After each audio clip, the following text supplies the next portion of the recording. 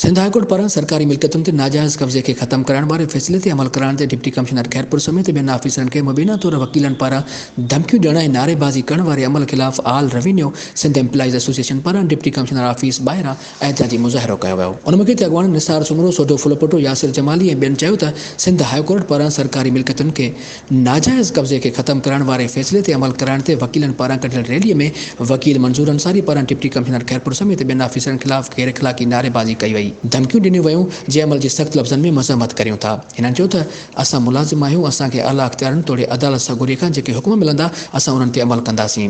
High court जे हुकुम ते ई अलजमूर shopping centre में क़ाइम होटल, दुकान, ऑफिसूं टाथियूं वयूं आहिनि। हिननि चयो त बद इख़लाक़ ज़बान इस्तेमालु कंदड़ वकील मंज़ूर अंसारी जी मेंबरशिप ख़त्म कई वञे, ॿी सूरत में कम छॾ हड़ताल जारी रहंदी।